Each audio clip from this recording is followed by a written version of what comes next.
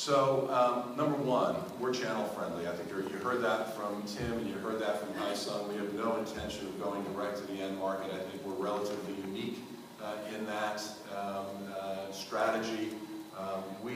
It's just not in our DNA. We don't have the type of infrastructure. We don't have the number of people.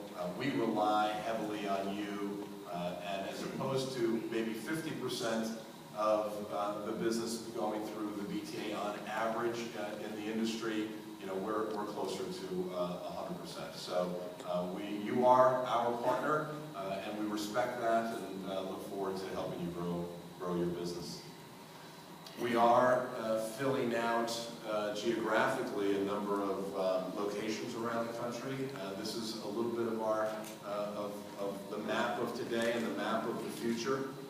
What I want to say about this slide, however, is that we also don't necessarily have the intent to layer a second, third, fourth, fifth, sixth dealer in a particular marketplace. We want to have a strong relationship. This is not a promise never to put anybody into a marketplace. We're going to be smart about it. We're going to recruit dealers in a smart fashion, and we're going to respect the successful relationships that we have in the marketplaces that are already covered. There may be some marketplaces, and there are some businesses that have multiple locations, and there's no way that we wouldn't be able to avoid some dual authorization in a number of territories. And additionally, there are some dealerships where you tell us, hey, we're really focused on bigger enterprise, and we're not focused on smaller dealers. There will be those times when we will have multiple dealers in a geography also focused on that market. But it's our intent to be smart. It's our intent to grow significant relationships and to distribute our products in a way that makes sense for us, but also makes sense for you and your ability to make margin in both hardware as well as the service offerings that you provide. So, another reason is product. And as I look at our product portfolio, there are a number of reasons why we think the Samsung line is a terrific line. But the first one starts with our core competence, and that's in mobility. So whether it's AirPrint or Google Cloud Print, or as you know, the ability to print from any traditional Microsoft Office directly from your smartphone, whether that's Android-based or iOS-based or Windows-based phone. Those have been great capabilities that we've been able to bring. Today, we're going to demonstrate near-field communication technology as well, as we bring, again, leading-edge technology to you to be able to sell in your marketplace. I'm going to invite Billy Smith and Pete Richardson to come on up and show us how it works. Can we do it right now? Sure. Perfect. We're going to do this. I'm coming up here. And for those of you that are in the way back, I've got a Galaxy Note 2, and this happens to be Ruben's phone. So I'm going to put in the little PIN code, and I'll make sure not to share that with everybody. Yeah, there we go. Look at that. All right, so I'm in the phone right now, and we're going to switch over to AllShare. There we go. So you can see that. I'm taking this phone, and I'm just going to lay it right on top of this printer. Now, what's nice about this, with the AllShare cast, you're seeing what's going on directly on the phone. But what I'm doing is now I've authenticated directly to Wi-Fi Direct. So I don't have to log in. I don't have to put a PIN code in. So I'm a discrete user. I walk up to this device, and I'm able to connect automatically without putting in any kind of PIN code. So I'm going to go select Documents, which Billy's already done. And we're sliding all the way. I got to find the smallest, fastest document, and I think it's called the trees. There we go. Because I think Ruben had to have a couple trees cut down in his yard. So I'm going to take this, and we're just going to take a little quick print. I'm starting to print. You can hear this thing.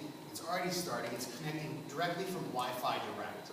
So a lot of our wireless products broadcast Wi-Fi, so you don't need an extra access point.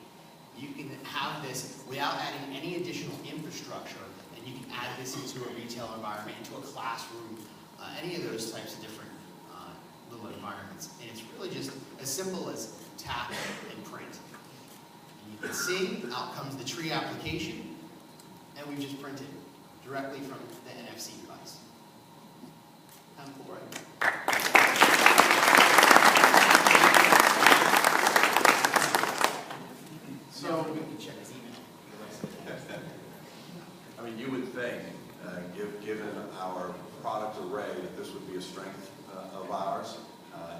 commitment to stay ahead of mobility and make sure that we bring inherent within our printer devices the type of mobility features that will stay ahead of the competition. The second area is in user interface flexibility. And again, one would think, given our core competence of screens and managing information on screens, that we would be able to have a significant advantage there, and we do. We are open architecture. We come with a number of third-party document distribution partnerships that come embedded on our devices, and the user interface is adaptable, it's customizable, and in our newest products actually work more like your smartphone, right? Where you can kind of, scroll through it. So we think that the user interface capability is another significant advantage. Of course, we think our products are great, they're reliable, we've got great image quality, and all of you have been testing that out, and you've been utilizing those in your customer's office. But the third area I'd ask you to consider is value. Both Tim and Haisung talked about our business strategy. We have some great advantages when we produce products, right? We're a big component manufacturer. We've integrated manufacturing, and we also have very kind of strong supply chain metrics and supply chain disciplines that make it more efficient for us to be able to produce products. In fact, we're manufacturing components for a number of our competitors, and there's some advantages to that, one would think.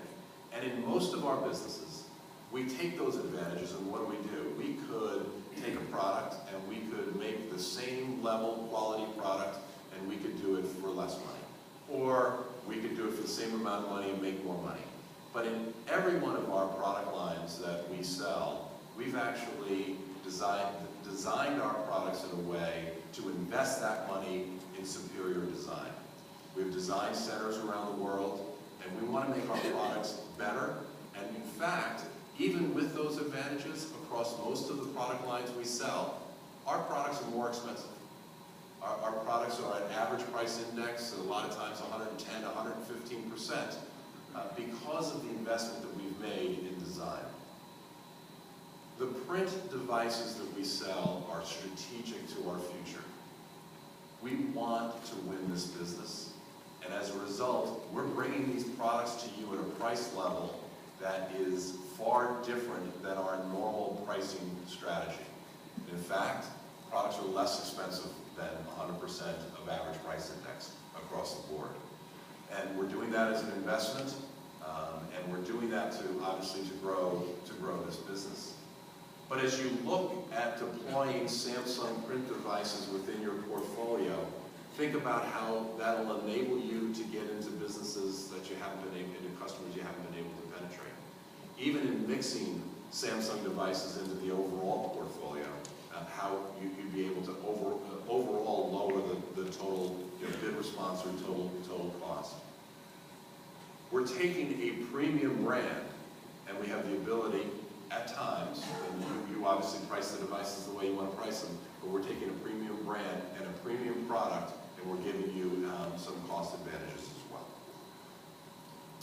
So another advantage is our vertical alignment. I think Tim talked about this well. We think that the enterprise business wants to be handled in a vertical approach. It's an advantage to us because of the interoperability of our devices that we sell, but even on a device-specific basis, we're selling to vertical markets. Right now, we're focused on education, finance, healthcare, and retail. Those are the biggest 4 vertical markets that we're focused upon, and in each of them, we can demonstrate the interoperability, including wireless print, the interoperability to meet the need of the customer within that vertical market. We've built an infrastructure, an organization that helps to drive that. We still have one individual to hire in the banking and finance area, but other than that, we're live and we've got these individuals. And the point here being is, we understand as the partner, it's our responsibility to provide you with the collateral material, with relationships, and with training to help you to do that. So if you're as interested in vertical market approaches as we are, we think that we're a manufacturer who can help you to develop that business. So lastly, I stole a slide from Tim, and that's the brand. You know, with the ninth most valuable brand, as you start to introduce, if you were to introduce a new device, a new offering into one of your customers, it's got to be helpful to be able to do so with a brand that's so well recognized. And we believe strongly that it is. We think we're the beneficiary of that. We're willing to invest more in order to grow the B2B brand, but we think it's a significant advantage. And I'd also like to comment about, you know, Tim's remarks about the seriousness that we take to a number of businesses. If you look at the transition in the phone to smartphone or handheld phone business, and as that business changes and our ability to grow market share, if you look at the transition to LED technology in consumer TV and our commitment to that business and growth, we're feeling the same way about some changes in the print marketplace, and we're willing to make the investments necessary in order to be successful in this business. So let me just state here that I'm going to take you now through a little bit of an overview of some of the things that you might be thinking about as you're trying to expand your business and expand your share of wallet.